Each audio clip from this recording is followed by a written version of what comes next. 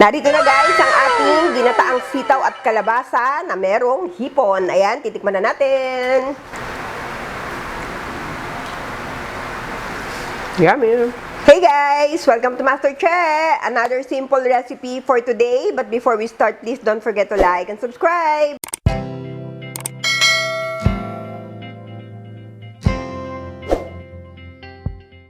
Magluluto tayo ngayon guys ng sitaw at kalabasa na ginataan. Ayan, napakasimple lang nito at napakasarap. So maglalagay lang tayo ng oil.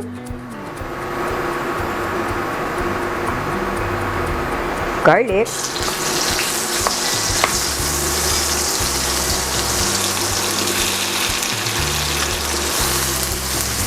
Onion. Ang ating bagoong.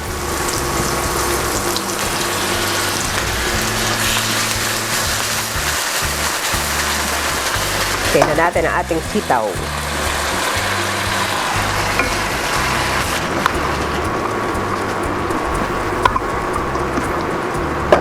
Water.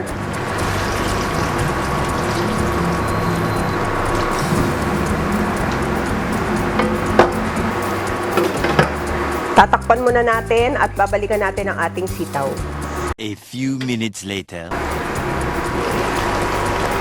Ayan guys, medyo malambot na yung ating sitaw. Ilalagay na natin ang ating kalabasa. Ayan.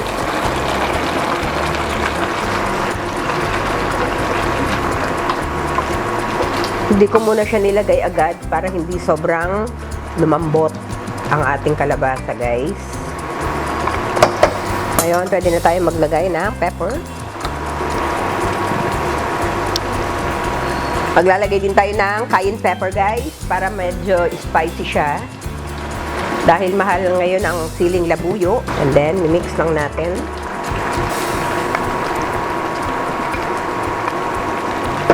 And guys, pwede na natin ilagay ang ating kakanggata. Ayan. Siyempre, ito ang magpapasarap sa ating sitaw at kalabasa.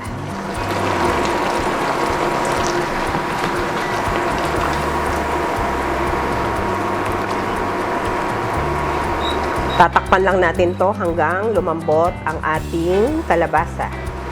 Ayan. Takpan na natin at babalikan natin ulit. A few moments later. Ayan guys, luto na ang ating kalabasa at sitaw. Tikman lang natin kung okay na yung lasa niya.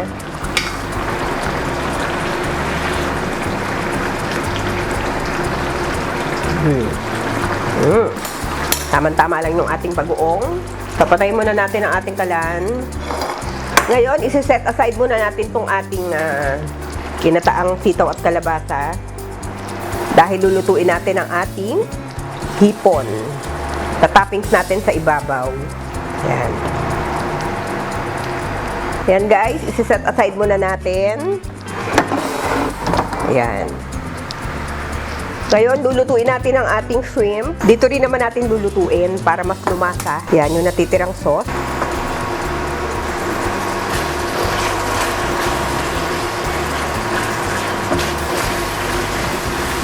Lagyan natin ng konting pepper and salt.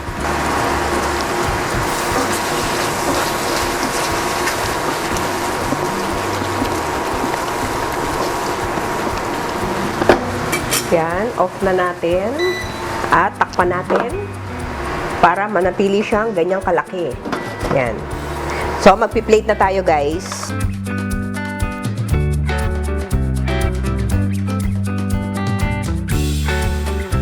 Narito na guys ang ating ginataang sitaw at kalabasa na merong hipon. Ayan, titikman na natin. Tignan nyo naman guys kung gaano siya kaganda.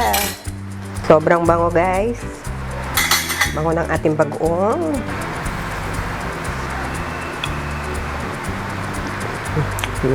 My God, sarap. Ang sarap. Pagka ganito talaga yung ulam guys, paparami yung kain nyo.